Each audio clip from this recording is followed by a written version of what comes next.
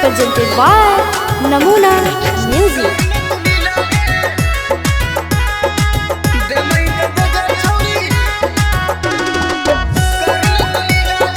Mixed by Ravikant बाबू बाबू। अरे ऐसे न छोड़ा धरे कोरा नाजुक हके चीजवा मोरा। अरे ऐसे न छोड़ा धरे कोरा नाजुक हके चीजवा मोरा। हमर टाइट सामान छोड़ा हो जाइते ढीला रे। हे गे दे मई त देगे छोड़ी करन तुली लागे। अच्छा हाँ गे दे मई त देगे छोड़ी करन तुली लागे। सही में हाँ गे अरे एक ही चीज के रहा जुदा यही पछोड़न हो जाए फिदा। अरे एक ही चीज के रहा जुदा यही पछोड़न हो जाए फिदा। हमर टाइट सामान छोड़ा कर दे में ढीला रे। हे गे दे मई त देगे छोड़ी करन तुली लागे। कौची रे ओही गे हाँ गे दे मई त देगे छोड़ी करन तुली लागे। सही में हाँ गे नमूना recording studio Rajgir. Music by Arya बाबू।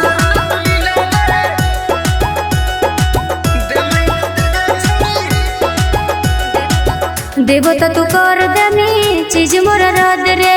धीरे धीरे करबो छोड़ी हो तो न दराद गे। अच्छा हाँ गे देवो तो तू कर दमी चीज मोरा रद रे।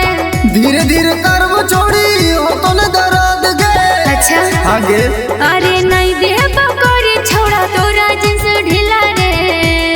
हे गे दे मई त देगे छोड़ी करन तुली लागे। कौची रे ओही गे हाँ गे दे मई त देगे छोड़ी करन तुली लागे।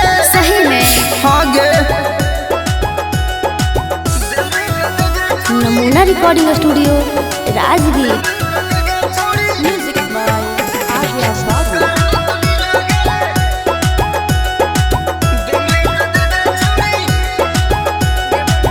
देवो नहीं छोड़ा तोरा करे लगे गिला रे।